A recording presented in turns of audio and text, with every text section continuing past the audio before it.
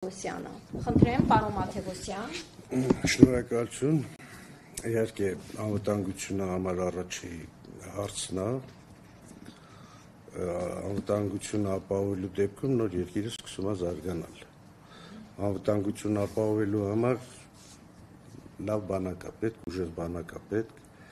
իսկ բանակը պետք է պաշտպանված լինի մի քանի փաստերի հիման վրա, արտաքին քաղաքականություն և ներքին քաղաքականություն։ Արտաքին քաղաքականության մասին հիմա ես չխոսեմ, խոսեմ ներքին քաղաքականության մասին, որը պետք է պաշտպանի բանակը, որպեսզի բանակը կարողանա պաշտպանի պետությունը, սահմանները։ Ու մեծ դերակատարում պետք է ունենա քաղաքապաշտպանությունը, իհարկե քաղաքապաշտպանությունը համար առաջի թիկունքը ապահովող ծառայությունը պետք է լինի, որը պետք է կազմակերպված լինի պետական կառույցների հիմքերի վրա,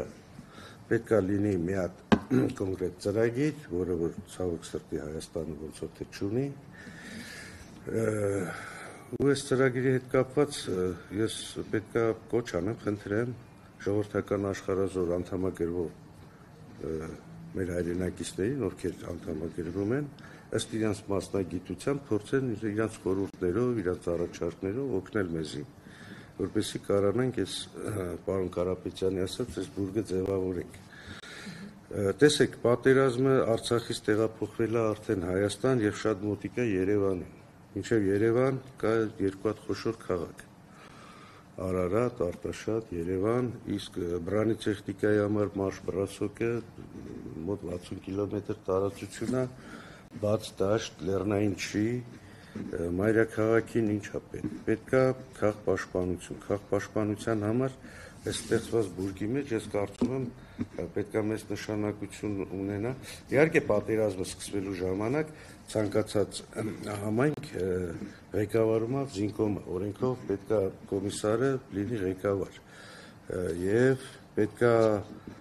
տվյալ համայնքի ղեկավարը ենթարկվի զինկոմի։ Զինկոմը պետք է կառավարի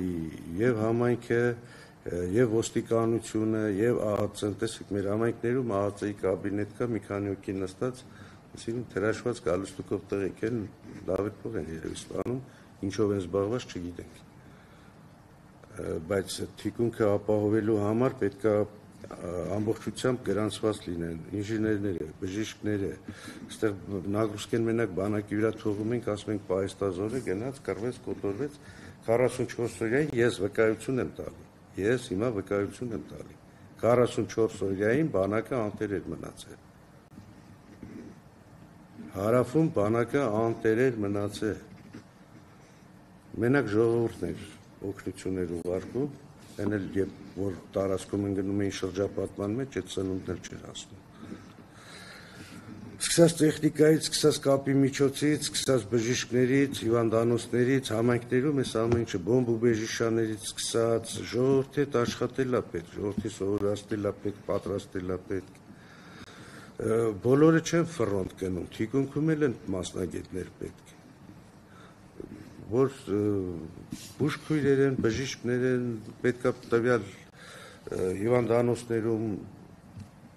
ըստ օրենքի համապատասխան, ըստ մասնագիտության գնան ծառայություն անեն, ես չգիտեմ, օրինակ մեր նման պառավացները, կիսաինվալիդները, որոնք արդեն շարային ծառայության ենթակա չեն, պետք է ժողովրդի հետ կարողանան աշխատանքներ անեն։ Քաղաքապաշտպանությունը շատ կարևոր դեր է, բանակի թիկունքը պետք է ապահովի, պետք է համայնքի ղեկավարը իմանա, որ շինանյութի խանութում ինչ շինանյութ կա, քաղաքը պաշտպանելու, չգիտեմ, սկսած այդ պարկերը ավազներով, այդ ավտոդողերը,աբառանետելնի լինիաները, ամեն ինչը։ Էսի լուրջ աշխատանք է, որ Հայաստանում Երևան քաղաք համայնք է, գոնե ես ծանոթ եմ Երևան քաղաքի, Արարատում, Արտաշատում, մյուս քաղաքներում չգիտեմ։ Երևանի քաղաքապետը հաստատ չի կարալու ոչ համագործակցի, ոչ էլ ցանկություն ունի, որ կարողանա տեղում կազմակերպի բանակին օգնի, որ ենթարկվեն զինկոմին, զինկոմը զեկուցի համապատասխան հանրապետության զինկոմին, հանրապետության զինկոմը գենշտաբ, գենշտաբը կարողանա կառավարի։ Եթե բանակը թիկունքը ապահով չէ, լավ, բանակ ինչքան ուզում ենք, բերեք ամենավերջի տեխնոլոգիաներով, ամենալավ զենքերով, ամենալավ պարապած զորքով, մեկը սպառվում է, թիկունքը եթե ապահով, մատակարարումը, թիկունքը չապահովեցիր, բանակը շատ կարճ ժամանակ հետո վերջանալու է։ Ես կուզենայի ես եւ կոչ, եւ խնդրանք, որ մեր ազգաբնակչությանը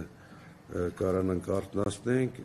որովհետեւ բոլորս խոսում ենք, որ ամեն րոպե կարող մեծ պատերազմ լինի տարածաշրջանում, իսկ պատերազմը ամեն րոպե կարող հասնի նույնիսկ Երևան մայրաքաղաք։ Մերպես երկրի մասին մտածող մարդիկ պետք է փորձեն կազմակերպեն, պարոն Բազյանը, պարոն Կարապետյանը, պարոն Վարդանյանը, այստեղ բոլորս էլ սպա ենք, բոլորս էլ ճանապարհ ենք անցել, մեկս աշխարհազորում, մեկս բանակում, ով որտեղ ինչի ընդունակա, պետք է այս ամեն ինչը կազմակերպված ամեն մարդ իր տեղում լինի։ Եթե ամեն մարդ իր տեղում չլավ, պարտությունները, դարերով եկած պարտությունները շարունակություն ունենալու։